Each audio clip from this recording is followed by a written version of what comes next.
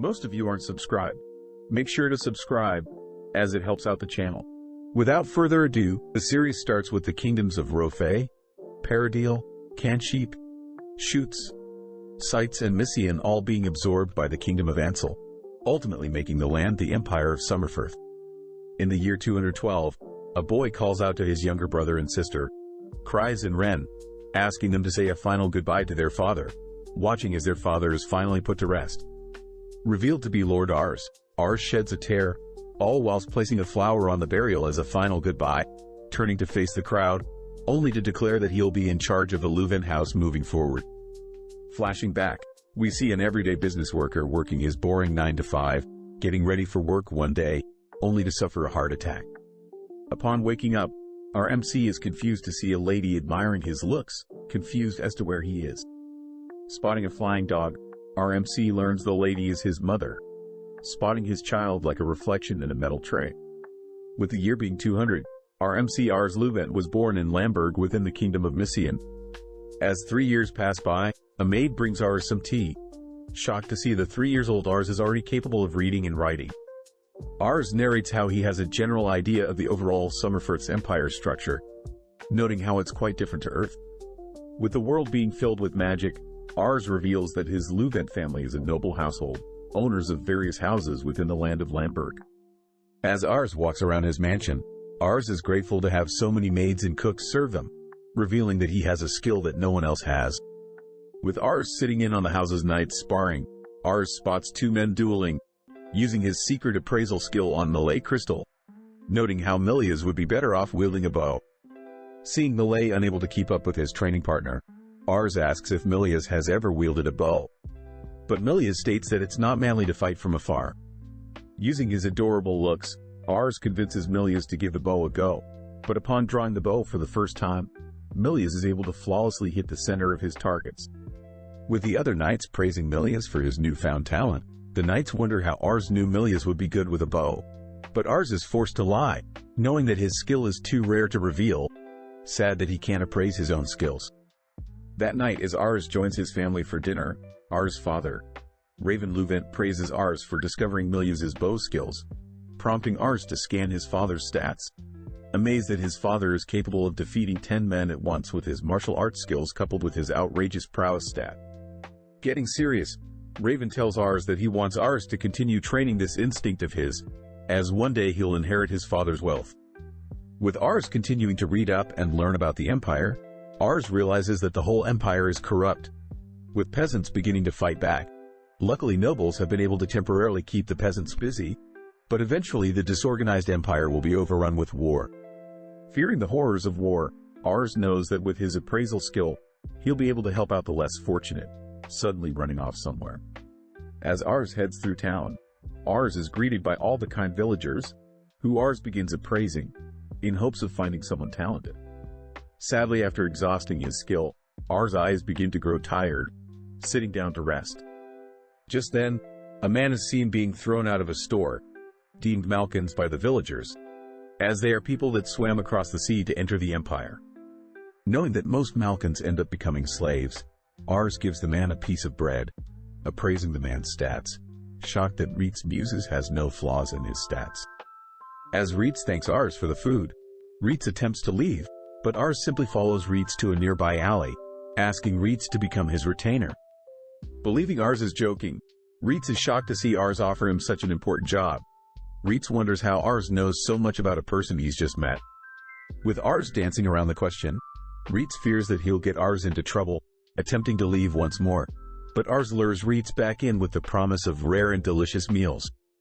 As Reitz sits at the same table as Ars is sad to see that the discrimination against Malkans runs deep, as the mansion's maids and chefs refuse to serve Reitz any pleasant meals. Annoyed, Ars moves closer to Reitz, ordering the maids and chefs to treat Reitz with respect, prompting Reitz to begin indulging in the delicious meals. Ars learns that Reitz originally belonged to a group of mercenaries, but sadly most of the members had passed away, and ever since then Reitz didn't have any luck finding any jobs. With one of the butlers asking Reitz to leave, Ars intervenes, stating that he wants Reitz as his retainer, telling Raven about Reitz. Ars' father flat out refuses to allow Reitz to serve Ars, stating that Malkans have never been heard of wielding skills that can rival nor surpass Summerfordians. Sad to see that his father also discriminates against Malkans, Ars asks that his father simply test Reitz, convincing his father to test Reitz himself. Ars' father states that if Reitz passes, Reitz will start off as a soldier for their family, pleasing Ars. But Ars' father coldly declares that he'll be dueling Reitz for their test. Nervous, Ars reveals that Reitz is only 14 years old, compared to his father that has years of combat experience, but Ars' father reassures Reitz that he'll be given a handicap. As Reitz agrees to the duel, they all follow Raven through the mansion, but Reitz asks why Ars is so persistent on his retainer. Upon hearing that Ars doesn't care about Reitz being a Malkan, Reitz is shocked to hear that Ars needs Reitz by his side for the future, promising to do his best. With everyone heading to the training area, several knights help prepare practice swords and an hourglass, only for Raven to announce that Reitz will win if he lands a single blow within the allotted time. With Ars revealing that his father Raven is by far the strongest within their land, Reitz and Raven begin their duel, prompting Raven to dash forward only for Reitz to barely avoid, having sensed Raven's murderous intent. Reitz is amazed at Raven's speed and power, forced to defend each consecutive strike. But at the same time the knights remark how Raven, even when holding back, dominates the knights, but Reitz seems to be holding his own. Sadly at that moment, Reitz is caught off guard, struck to the ground, but seeing Ars still having hope in him, Reitz gets back up, glaring at Raven. Dashing forward, Reitz slips under Raven's initial slash, using a nearby window to temporarily blind Raven, only to cleave his sword at Raven from above. Sadly, Raven is able to flawlessly block the blow, but announces that the duel is over, revealing that Reitz had cut some of Raven's hair. With everyone amazed, Raven promises to recruit Reitz as a knight, amazed that Ars had once again discovered someone very talented. Raven admits that he had feared Ars would have trouble navigating the world, but is excited to see what Ars will become in the future, jokingly suggesting Ars aim for the Emperor. With the existing knights accepting Reitz as their own, we cut to Reitz all suited up, reporting that he has begun taking up chores around the house. Reitz reiterates his gratitude for Ars, promising to spend his life serving Ars. With several months passing by, Reitz is seen helping out across the mansion, helping move things around, continuing to spar with the mansion's knights, and has even begun studying. In no time, Ars had noticed that Reitz's ingenuity had risen to 89, making Reitz loved by everyone in the household within the domain, especially the maids. As Ars and Reitz studies together, Ars recaps that the continent had originally been split into 7 kingdoms, but since the kingdom of Ansel had access to other continents, it eventually overtook the entire continent, hence the birth of the Empire Summerfirth. It's revealed that the king Anathas Bidoras ultimately claimed the throne for the empire, and began his rule 203 years ago. Reitz adds that the Summerfirth Empire is slowly crumbling, as the current sovereign, Bidoras VII, is only 8 years old, and is being influenced by his corrupt retainers. It's due to this corruption that several areas had begun to revolt against the empire, something Ars knows about since his father Raven had to be dispatched to deal with. Fearing that things may escalate, Ars reasons that he needs to gather more powerful and trusted allies quickly. But Ars asks Reitz where he thinks the next revolt may occur. Reitz states that he believes the Mysian province is the most likely location, adding that the current governor, Amador Salamakaya, is old and destined to pass away. Reitz reveals that the governor has 2 sons, but due to their rivalry for the throne, it's inevitable that the sons wage war against one another. Hearing this, Ars gets worried, as his father will have to intervene and pick a side. But Reitz reminds Ars that Raven won't be able to decide for himself which side he should fight for. Ars states that their home of Lamberg resides in the province of Mysian, specifically the Canar district, meaning Raven serves under the Canar headman. Deep in thought, Ars wonders how he can support his father if they are ever put on a losing fight, but just then Reitz gets excited, reminding Ars that this is their perfect chance to show how skilled they both are. With Ars and Reitz heading to town, they run into Ars' father, Raven, amazed that Raven is training harder than ever. When Raven hears that Ars plans to scout more promising recruits, Raven suggests Ars focus on recruiting magic users, which Reitz knows can drastically change the flow of a fight. Ars remembers a time when Raven had gifted him magical artifact, hoping to see Ars' magical capabilities, but was embarrassed to see Ars was non-compatible with magic. With Ars and Reitz heading to town on horseback, They make it to the town of Canare, a location Reitz states houses 50,000 people. Since the town is the capital of Canare, the town houses the Pyers family, the rulers of the Canare district. Glancing around, Ars is amazed at how wealthy everyone looks, declaring that he intends to make the people in his hometown of Lamberg rich as well. With so many people nearby, Ars begins appraising everyone, spotting various skills from various people. Sadly, after some time, Ars takes a break, revealing that although people may have talents for certain skills, if they don't have the necessary aptitudes of said skills, they simply won't be of use. As the two continue their way around town, Ars suddenly stops, spotting various homeless people hidden away within an alley. Upon seeing Ars' terrified expression, Reitz states that where there are wealthy people, there is bound to be unfortunate souls. But before Ars can say anything, Reitz cuts Ars off, reminding Ars that he can't help everyone, not yet at least. Knowing that Reitz is correct, Ars promises to strive for a domain that can welcome anyone no matter their situation, impressing Reitz, but at the same time we see someone listening to their conversation. Finally stumbling onto a market area of town, Ars is completely amazed at the variety of products, drawn towards a stand that sells dragon eggs imported from the northern continent. As Ars dreams of owning a dragon as a pet, Ars rushes to purchase several eggs, but Reitz suddenly pulls out a knife. As Reitz threatens the store owner with a knife, Reitz states that trade with the northern continent was banned recently, deducing that the eggs were possibly smuggled. Plus, real dragon eggs would need high temperatures to hatch, whereas the present ones have fake spots on them, allowing Reitz to conclude that the fake dragon eggs are in fact giant lizard eggs. Seeing the store owner trying to scam his master, Reitz prepares to slay the store owner, but Ars tugs on Reitz's suit, diffusing the situation. Although Ars appreciates Reitz from protecting him, Ars notes how he better learn about these things as well, but they both stop for lunch. As Ars enjoys the variety of foods, he spots a candy store, rushing over to purchase some candy. Just then a person bumps into Ars, using the opportunity to steal Ars' wallet, prompting Reitz and Ars to pursue them. As the thief weaves through the crowd, Reitz, who is carrying Ars, speeds up, managing to grab at the thief's clothes, revealing the thief to be a young disheveled girl. As the girl heads into an alley, Reitz and Ars follow, only to spot the girl being cornered by some men who seemingly knock her to the ground. Annoyed, Ars calls out for the men to stop, prompting the men to attack Ars, but Reitz nonchalantly intercepts the strike. Pissed, Reitz dismantles the three men, scaring them off. Turning to the girl, Ars scans her stats, amazed that the girl is capable of becoming an S-rank mage, already having 65 points in leadership and 116 in prowess. Ars notes how the girl's prowess is on par with his father's, but her other stats are D-rank, meaning anything not involving magic would be a disadvantage for her.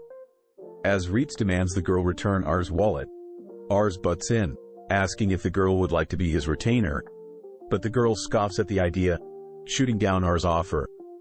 Ars states that he knows the girl has a talent for magic, but this weirds the girl out, having never used magic before.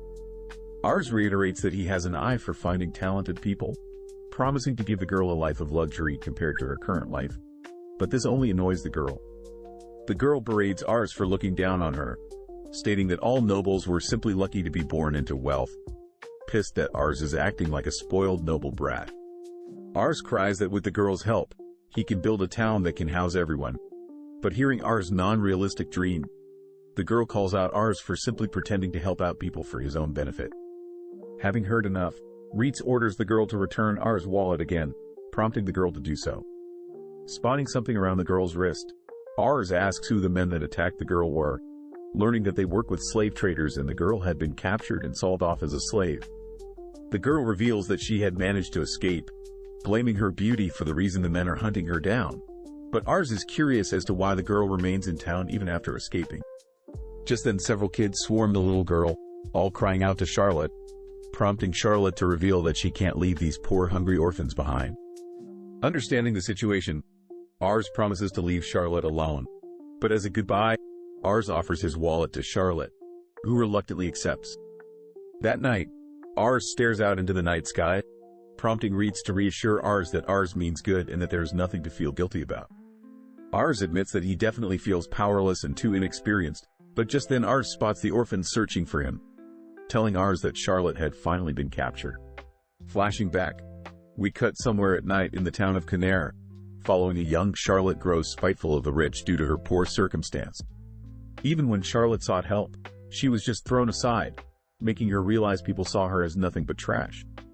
Back in the present, her captors toss Charlotte to the ground, beating her up and scolding her for making things so difficult. Seeing this, the boss reminds his gang to not touch Charlotte's face, reiterating that her perverted buyer wants Charlotte's face intact. Just then, one of the captors notices that Charlotte has dropped a fancy-looking wallet, but this aggravates Charlotte as she leaps to take back the wallet. Left wide open, Charlotte's head is slammed to the ground. But sadly, the boss reminds Charlotte that her life is over, as she has nowhere to run to. As the boss begins making fun of Charlotte's pathetic life, we suddenly spot Reitz break through the nearest door, only to follow up by parrying and striking several of the captors down. Running in, Ars checks on Charlotte, immediately scanning the boss's stats, and demanding to know if the boss, Albert Carnier, is a slave trader. With Albert shocked that Ars knows his name, Albert deduces that Ars is a noble, grinning. Ars demands Albert release Charlotte, but Albert reminds Ars that Charlotte is a slave and can't simply be released. But when Charlotte asks Ars to stay out of her business, Ars reveals that Charlotte's eyes look empty. Ars states that Charlotte's ambition stat is at a 1, a stat that defines how much someone believes in themselves to grow. But seeing as Charlotte's is at 1, Ars get pissed, knowing that Charlotte has been living knowing she has no freedom to live. Hearing Ars's words, Charlotte narrates how she can't remember the last time she cried, stating that her life was decided from the day she was born, but in order to survive she needed to ignore her circumstances and steal. With Charlotte finally shedding tears of realization, Albert calls for the remainder of his men, having had enough of Ars interfering. Luckily, Reitz nonchalantly picks one of the men up from their neck, declaring that the men will die tonight. As the men begin surrounding Reitz darts back and forth, evading and slashing the men, but upon spotting several off to the side begin chatting fire spells, Reitz turns his attention to them. With Charlotte shocked at Reitz's abilities, Albert grows more annoyed, calling down his trump card. Marching down the stairs, Albert introduces an ex-military leader, who demands Albert get him more booze. With Charlotte frightened Reitz will lose, Ars scans the military leader's stats, only for Reitz to disappear, reappearing above the officer, following up by knocking out the military leader. With Albert completely defeated, he desperately reminds Ars that slave trading is legal in town, prompting Ars to offer to purchase Charlotte. When Albert stubbornly refuses, Reitz states that they will be taking Charlotte regardless, meaning Ars is being nice and protecting Albert's reputation. Knowing that there is nothing else he can do, Albert accepts, exciting Ars, as he reveals some people are awaiting Charlotte's return. Grateful, Charlotte asks if she can visit somewhere first, taking Ars and Reitz up a steep hill, only to reveal the vast and beautiful scenery. Charlotte states the view is a breath of fresh air and secret spot she keeps to herself, but this makes Ars wonder why Charlotte is willing to share the spot with them. Turning to face Ars, Charlotte asks why Ars wants to build a town of all things, but gets shocked hearing Ars say he likes children. Ars adds on by stating that a children's smile and dreams can reinvigorate any adult, and it's the children's dreams that will ultimately shape and make a better future. By making a town, Ars promises to protect the dreams and future of people less fortunate, declaring that people won't have to suffer like Charlotte. But Ars suddenly realizes that he's rambling on. Impressed, Charlotte agrees to be Ars's retainer, if it means that the children she's been looking after can have a better future as well. Changing topics, Reitz takes out a magical artifact he picked up from the slave captors earlier, stating that he's curious how capable Charlotte is with magic. As Reitz hands Charlotte the artifact and teaches her how to cast a spell, Ars gets excited, wondering how powerful someone with S-rank capabilities is. Now ready, Charlotte raises up her hand, casting a simple fire spell, only for a massive swarm of energy to form around her palm, only to be shot into the air, creating a massive explosion. Having drawn the attention of all the townsfolk, Charlotte's magical artifact is revealed to have been drained of energy, shattering. With Charlotte asking if Ars is impressed, Ars is completely filled with excitement, which Reitz is forced to admit he's amazed as well.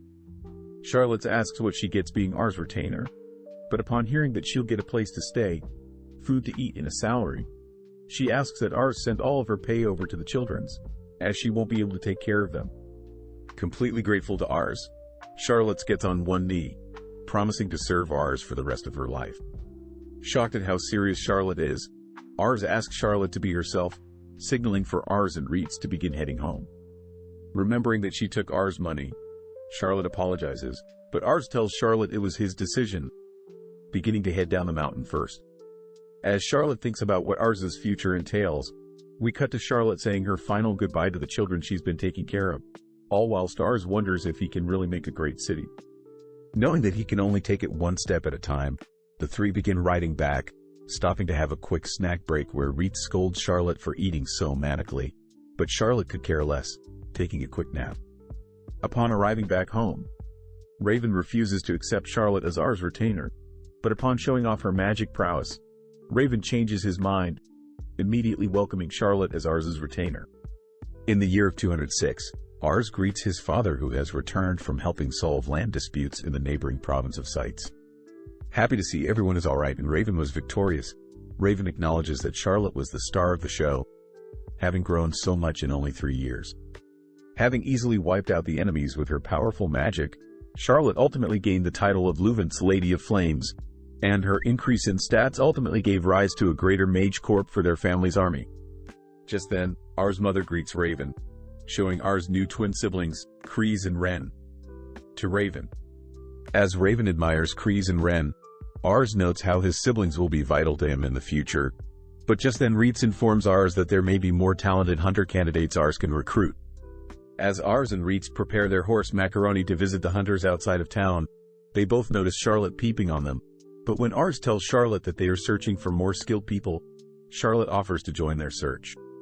As the three ride the same horse, Ars feels quite cramped, all whilst Charlotte complains about their slow pace, but Reitz says it's Charlotte weighing everyone down for not being to ride a horse of her own. Snapping back, Charlotte points out her weight and Ars combined still isn't as heavy as Reitz, asking Reitz to get off and run behind them. Scolding Charlotte for suggesting such things, they both begin arguing who's closer to Ars, but out of nowhere a boar runs across their path, only for a stray arrow to appear, instantly slaying the boar. As two hunters approach the boar, they nonchalantly talk about their number of hunts each, but they suddenly spot Ars and his party, running over to see if everyone is okay. Scanning their stats, Ars is amazed to see the hunters have prowess of 67 and 65, with the older brother Grottos having a rank potential for infantry whereas the younger brother Marcus has a rank potential for archery. As the brothers take everyone back home, they are shocked to be served such delectable food, apologizing for barging in on their home. As Charlotte begins digging in, Reitz asks does Charlotte learn some table manners, but getting down to topic, the brother's father asks what Ars is doing here. Ars reveals that he would like to recruit Marcus and Grottos for their family's armies, exciting the three men, as their family will get the honor to fight for their country. The father compliments Ars' mature attitude, revealing that his youngest son Rosal isn't as mature as Ars. Curious as to who this Rosal is, a tiny hand suddenly reaches for some bread, quickly retreating back into his room, but suddenly his father calls out for Rosal to properly greet Ars. As Rosal struggles to muster out some words, Ars notes the low stats, but upon seeing that Rosal has the potential to grow his ingenuity stat to 109, Ars chokes on his beverage, knowing that no one would be able to boast a higher stat. Since Rosal is still young, it makes sense for Rosal to have such underdeveloped stats, but knowing that he needs Rosal, Ars asks if Rosal would like to be his retainer. Shocked at the suggestion, Rosal begins fearing what Ars and the others will have him do. Rosal cries that he doesn't want to leave, locking himself in his room. The father apologizes for Rosal's behavior, revealing that Rosal's mother passed away 2 years ago, believing it to be the cause of Rosal being so underdeveloped. As normal hunters his age would be chopping down wood and training with a bow. When Rosal's father says he doesn't want Rosal to fight like the other two brothers, Ars corrects the father, stating that Rosal will be trained as a strategist, something Rosal's father isn't so opposed to. As Ars enters Rosal's room, Ars apologizes for scaring Rosal earlier, asking if Rosal likes to read books. When Ars learns that Rosal is reading the only book his mother used to read for him, Ars feels sad for Rosal, seeing Rosal admit that he's aware he isn't as talented as others. But taking this opportunity, Ars offers Rosal to visit his home's library, promising that nothing will happen to Rosal. Hearing such a tempting offer, Rosal accepts, but as Ars gets closer, Rosal states that he wants his brothers to come along as well. As everyone enters through R's mansion, Rosal is frightened of the mansion's dog, but R states that Charlotte will show the two older brothers around, revealing that Charlotte is the leader of their mage corps. With the brothers excitedly following Charlotte, Ars and Reitz shows Rosal their library, a place that holds every book in Messian. Since Ars is busy, Ars leaves Reitz to look over Rosal, cutting to later that afternoon, where Ars rushes to check up on Rosal. Upon entering, Ars fears that Rosal left, but is surprised to learn Rosal is fast asleep, having knocked himself out from reading too much. Reitz states that Rosal was able to grasp concepts and words instantly, leading Ars to check Rosal's ingenuity stat, shocked to see his level is rising so quickly. Just then Marcus and Grottos return to pick Rosal up, adoring Rosal who is fast asleep, only to reveal that Rosal never learned how to read, as their mother used to read to Rosal. As Rosal wakes up, Ars asks how Rosal learned how to read, only for Rosal to reveal that he had matched his mother's voice with the words in the book she read, ultimately learning to read. Rosal also mentions that he can remember most things from when he was born, shocking everyone. That night, Ars wonders how they can convince Rosal to fight with his brain, cutting to the next morning where Ars asks for Rosal to capture a boar with traps instead of a bow and arrow. When the brothers wonder if such smart creatures can be trapped, but with some encouragement from Ars and his older brothers, Rosal promises to create a trap and impress his father. Unveiling several boars trapped, Rosal shyly mentions how he didn't want his father to be forced to hunt alone when the two older brothers left. So Rosal made use of the boar's tendency to charge at yellow objects, ultimately leading the boars to funnel into wooden cages. Not only did Rosal think about his father's future, Rosal also strung up herbs to deter mother boar and child boars from being trapped, even opening a small hole for the babies to escape if they get trapped. Rosal states that in order to keep the boars abundant, they would leave the mother and child boars alone, shocking their father as Rosal had foresaw and factored in everything. Without saying another word, Rosal's father orders Marcus and Grottos to take Rosal with them when they leave the next day, heading off without saying anything else.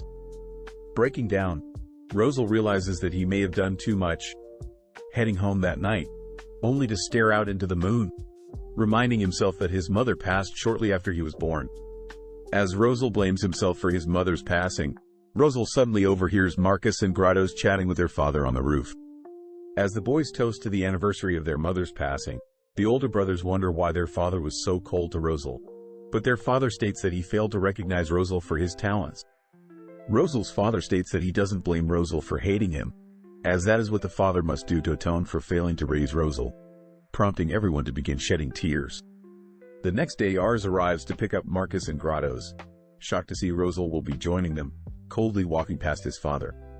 Before Rosal and the boys set off, Rosal turns to his father who has begun chopping wood, crying that he could never hate his own father, promising to grow and make his father proud.